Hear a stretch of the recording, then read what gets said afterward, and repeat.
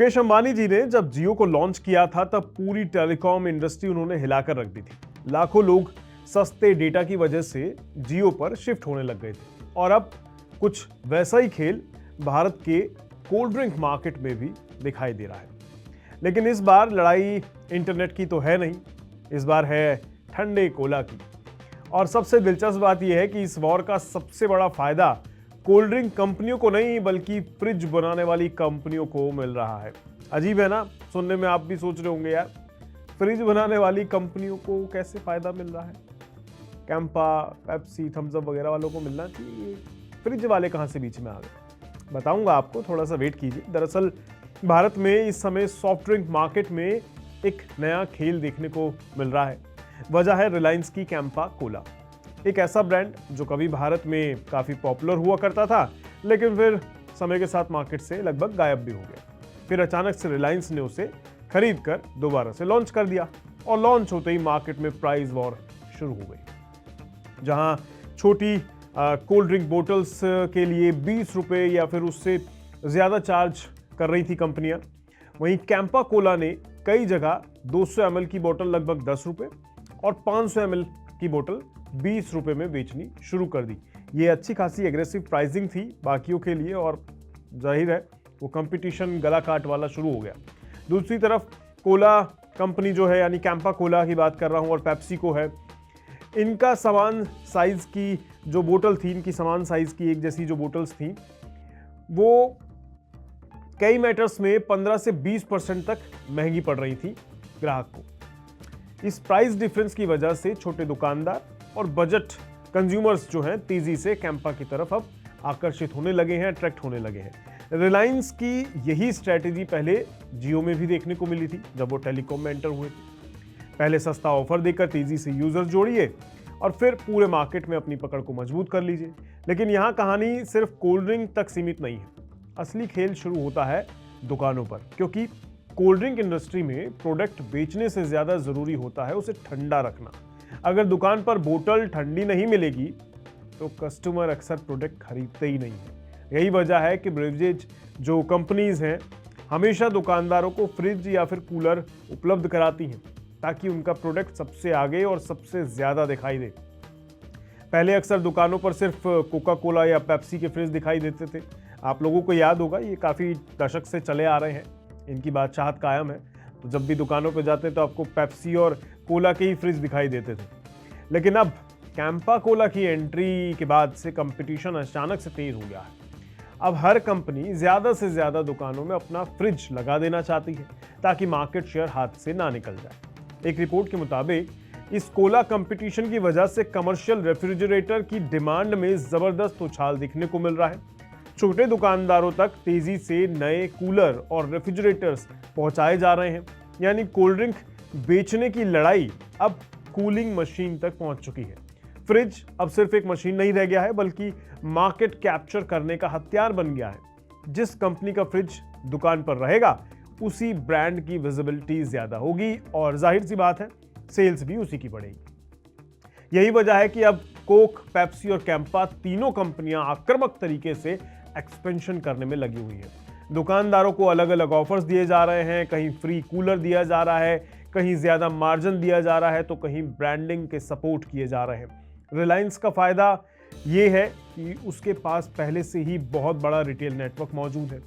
Reliance retail, जियो mart और उसकी मजबूत डिस्ट्रीब्यूशन चेन कैंपा कोला को तेजी से छोटे शहरों और गांवों तक पहुंचाने में मदद कर रही है। यही कारण है कि कई एक्सपर्ट इसे सॉफ्ट ड्रिंक इंडस्ट्री का जियो मूवमेंट कह रहे हैं। दरअसल इंडिया दुनिया के सबसे बड़े कंज्यूमर मार्केट में से एक है, लेकिन यहाँ per capita soft drink consumption अभी भी डेवलप्ड कंट्रीज के मुकाबले में बहुत कम है। अगर आप आंकड़ों में देखें ना तो इंडिया लगभग 44 बोतल पर पर्सन पर ईयर कंज्यूम करता है। मतलब एक आदमी पूरे साल भर में सिर्फ 44 बोतल ही कंज्यूम कर पाता है। कंपैरेटिवली चाइना में देखें तो ये 220 का नंबर बैठता है। यूनाइटेड स्टेट्स में 1200 बोतल से ज्यादा का है और मैक्सिको करीब 1400 बोतल्स पर पर्सन बैठता है सालाना। यानी अगर तुलना करें तो भारत में सॉफ्ट ड्रिंक कंजम्पशन अमेरिका के मुकाबले लगभग 25 से 30 गुना कम है। यही वजह है कि रिलायंस इंडस्ट्रीज की Campa Cola, Coca Cola company और पेप्सिको जैसी कंपनियां इंडिया को आने वाले समय का सबसे बड़ा ग्रोथ मार्केट मान रही है। यानी आने वाले टाइम में, आने वाले कुछ सालों में, वर्षों में ग्रोथ की संभावना बहुत ज्यादा दिखाई दे रही है इसमें, खासकर टीयर 2 और टीयर 3 सिटीज के अंदर और रूरल इंडिया में कोल्ड ड्रिंक की डिमांड काफी तेजी से बढ़ सकती है।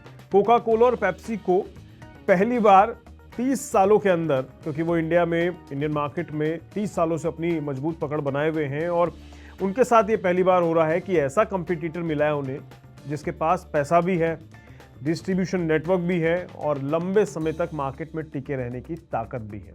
रिलायंस की सबसे बड़ी खासियत यही है कि कंपनी शॉर्ट टर्म प्रॉफिट के पीछे नहीं भागती। जियो में भी शुरुआत में सस्ते प्लान्स देकर मार्केट शेयर बढ़ाया गया था। कई सालों तक कमाई से ज्यादा फोकस एक्सपेंशन पर रखा गया था। अब कुछ वैसी ही स्ट्रेटेजी कैंपा कोला में भी दिखाई दे रही है। अगर रिलायंस आने वाले समय में लगातार सस्ते प्राइस और आक्रामक डिस्ट्रीब्यूशन पर काम करती रही तो कोक और पेप्सी के लिए कंपटीशन और मुश्किल हो सकता है। लेकिन दूसरी तरफ कोका कोला और पेप्सी भी इतने कमजोर खिलाड़ी नहीं है। इन कंपनियों ने दशकों तक इंडियन कंज्यूमर्स के बीच अपनी ब्रांड की आइडेंटिटी बनाई है। Thums Up, Sprite, Coca Cola, Pepsi, Mountain Dew जैसे ब्रांड्स लोगों की आदत का हिस्सा बन चुके हैं। नंबर्स में अगर देखें ना तो इंडिया का सॉफ्ट ड्रिंक मार्केट आज करीब 50,000 से 60,000 करोड़ के बीच माना जाता है और इस मार्केट पर सबसे ज्यादा कब्जा द कोका कोला कंपनी और पेप्सिको का ही है। ये कंपनियों की अलग अलग पकड़ अगर समझे ना तो Coca Cola company Indian soft drink market में लगभग 55 से 60% हिस्सेदारी रखती है। ब्रांड्स की बात करें तो Coca Cola, Thums Up, Sprite, Fanta, Limca ये ब्रांड्स का सिक्का चलता है और थम्स अप तो अकेले इंडिया का सबसे बड़ा कोला ब्रांड माना जाता है। पेप्सी को मार्केट शेयर लगभग 30 से 35% के करीब है और पेप्सी के अगर ब्रांड्स देखें तो पेप्सी खुद है, माउंटेन ड्यू है, 7 अप है, मिरिंडा है, स्टिंग है। इंडिया में पेप्सी की सबसे बड़ी बॉटलिंग पार्टनर कंपनी जो है वरुण ब्रिवरेजेस, उनका कहना है कि कैंपा के लिए मार्केट में जगह बनाना आसान नहीं होगा, लेकिन रिलायंस की ताकत को भी नज़रअंदाज नहीं किया जा सकता क्योंकि भारत में टेलीकॉम से लेकर रिटेल तक कई इंडस्ट्रीज ऐसी हैं जहां अंबानी की एंट्री के बाद पूरा मार्केट बदल गया। पर कमाल की बात यह है कि इस पूरे खेल में सबसे ज़्यादा फायदा फ्रिज और कमर्शियल कूलर बनाने वाली कंपनियों को हो रहा है, जो कि वाकई इस पूरी स्टोरी का एक मज़ेदार एंगल है।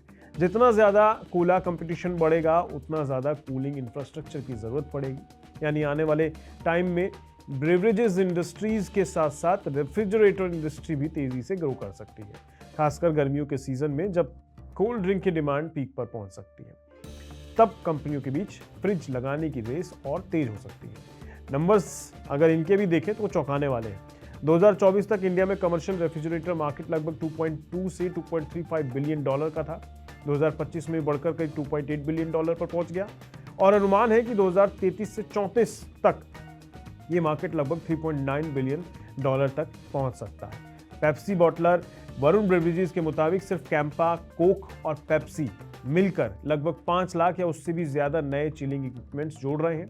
इसके अलावा रिटेल दुकानदार खुद से भी करीब 4 से 5 लाख कूलर खरीद रहे हैं। इस कंपटीशन का असर ये हो रहा है कि ब्लू स्टार, वोल्टास, हैरियर और वेस्टर्न रेफ्रिजरेटर जैसी कंपनियों की सेल्स 25 से 50% तक बढ़ गई है। ब्रेवरेज कूलर सेगमेंट सबसे तेजी से बढ़ने वाला कैटेगरी बन चुका है और छोटे किराना स्टोर्स अब तक ब्रांडेड कूलिंग मशीन जो है उन तक पहुंचाई जा रही है। और ये सब हो रहा है क्योंकि कोका कोला और कोला कंपनीज अब शेल्फ स्पेस से ज़्यादा कूलिंग स्पेस के लिए लड़ रही है। यानी ये सिर्फ कैंपा बनाम कोक पेप्सी की लड़ाई अब नहीं है, बल्कि डिस्ट्रीब्यूशन, विजिबिलिटी और रिटेल कंट्रोल की जंग बन रही है और इस जंग का असर अब हर किराना दुकान, हर छोटे शहर और हर कूलर कंपनी तक पहुंच चुका है। आने वाले टाइम में कंपटीशन भारतीय ब्रेवरेज मार्केट को पूरी तरह बदल सकता है। अब देखना ये होगा कि कैंपा कोला सच में कोक और पेप्सी के लिए बड़ी चुनौती बन पाती है या नहीं, या फिर ये सिर्फ शुरुआती हाइप बनकर रह जाएगी।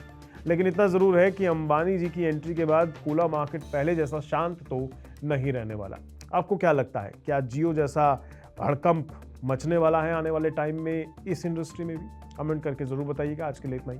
नमस्कार।